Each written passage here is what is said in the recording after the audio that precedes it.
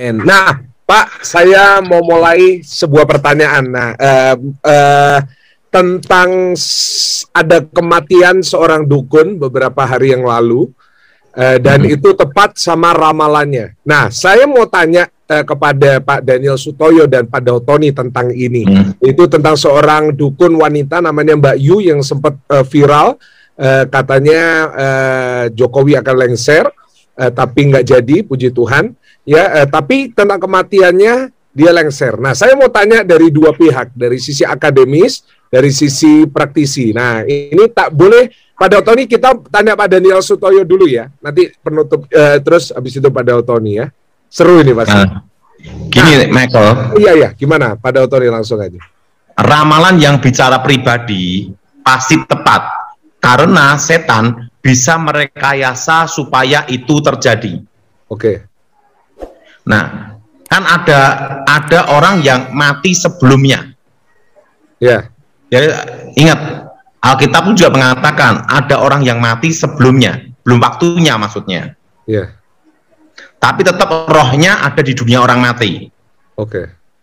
Contohnya ada orang bunuh diri, betul? Ya. Nah, kedua, orang kena yang namanya santet. Nah, tetapi ingat, segala sesuatu itu pun tetap semua seizin Tuhan dan ada dalam kendali Tuhan. Amen.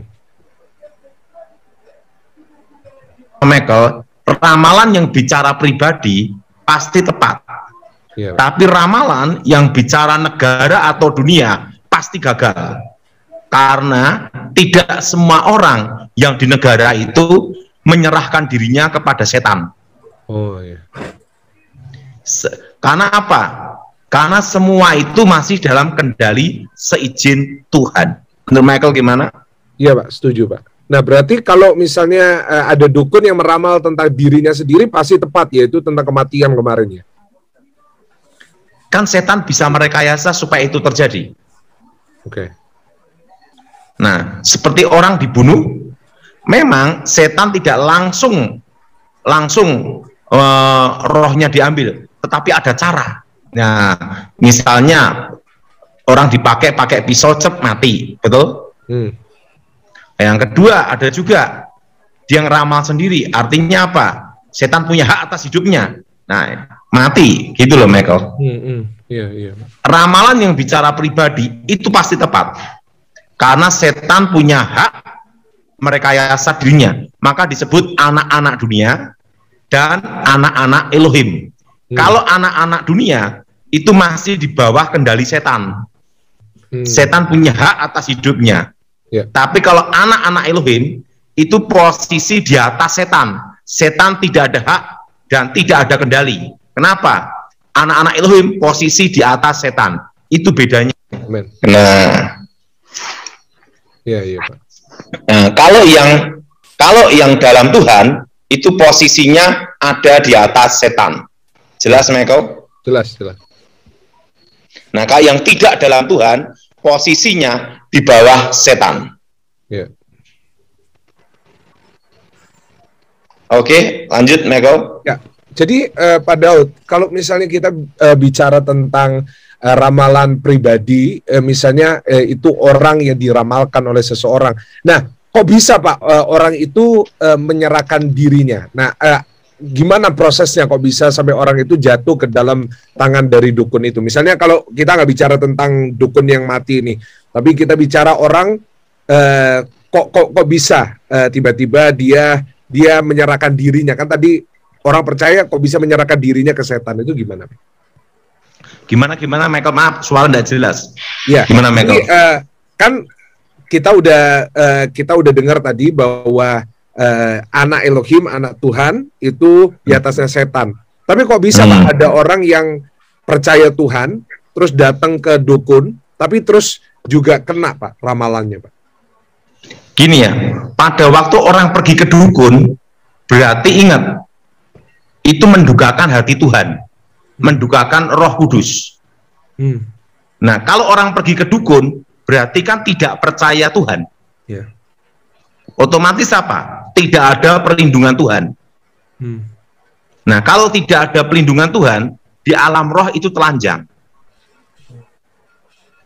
Maka setan bisa ngerjain. Oh gitu ya. Jadi kalau ada orang datang ke dukun atau datang ke tukang guamnya, terus minta diramal, berarti dia udah menyerahkan dirinya ke setan. Artinya dia sudah tidak percaya Tuhan. Soalnya ada orang itu yang akhirnya berani-berani ke dukun, soalnya dibilangin sama temannya, orang ini loh Pak, orang ini loh bisa baca masa lalumu, dia tahu waktu kecilmu gimana dan lain-lainnya. Itu gimana ya Pak? Kok bisa Pak?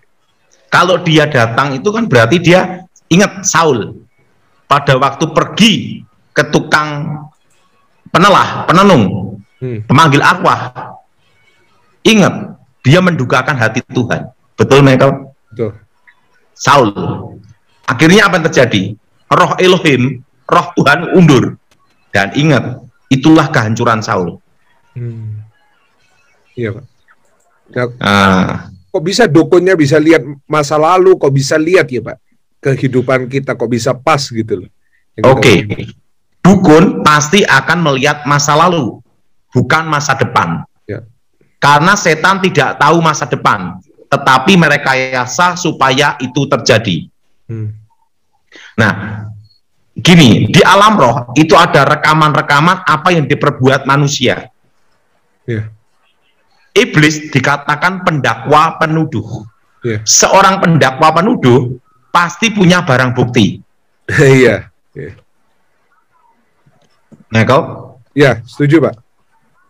Nah, di alam roh itu ada namanya rekaman-rekaman apa yang diperbuat manusia. Makanya sebelum bertobat, waktu jadi dukun, itu langsung lihat apa yang diperbuat dia dari bayi sampai umur segitu. Tahu semua. Oh iya Pak? Iya. Karena kan setan ada di mana-mana, Michael. Dan setan itu adalah jaringan manajemen yang tertata rapi di dunia. Ada manajemennya juga Pak? Iya. Dan setan itu tidak pernah mengkudeta Lucifer. Nah, kenapa? Karena mereka status nasib tidak diampuni Elohim. Oke, jelas Michael? Jelas Pak. Nah, kita kembali ke ramalan Pak. Tadi kan ramalan perorangan bisa terjadi, ya kan? Nah, apa bedanya ramalan sama nubuatan Pak?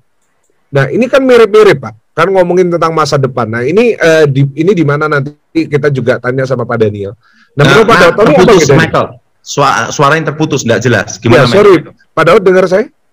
Jelas ya. Sekarang. Nah, Pak, apa bedanya ramalan sama nubuatan? Nah, ini kan mirip-mirip Pak. Nubuatan itu datangnya dari Elohim. Tetapi ingat, pasti terjadi. Karena Elohim tahu dari awal sampai akhir dunia. Beda dengan setan, ramalan itu adalah perkiraan, memprediksi sesuatu yang belum tentu terjadi. Karena setan tidak tahu masa akan datang. Tapi ingat, kalau ramalan pribadi, setan bisa merekayasa supaya itu terjadi. Harus dibedakan di sini, Michael. Iya Pak. Nah, jadi kalau Michael tanya, kok bisa mati? Bisa. Orang meramalkan dirinya sendiri mati, bisa. Saya mau tanya, orang bunuh diri bisa nggak, Michael? Bisa Pak. Bisa. Kalau dia nyerahkan dirinya ke setan, ya ingat, setanlah yang akan merekayasa supaya itu terjadi. Kalau ini saya bicara semua yang berhubungan okultisme. Iya. Jadi saya tidak bicara satu dukun, bukan. Tapi semua orang yang terlibat okultisme. Iya, jadi termasuk dukun ya Pak? Iya. Jadi kalau Michael tadi kan memberitahu satu orang. Ya. Tapi saya bicara ini bukan satu orang. Ya. Jadi semua orang yang terlibat okultisme. Jadi harus dibedakan. Ingat, Nanti kan kita terlalu mengkreditkan seseorang kan tidak boleh, Michael. Iya. Apalagi orang yang sudah meninggal, betul? Iya, nggak boleh, benar. Jadi secara saya memberitahu tidak boleh mentujukan ke satu orang, tidak boleh. Tapi saya memberitahu bahwa ini berlaku bagi mereka dukun atau mereka yang terlibat okultisme. Iya, iya. Oke.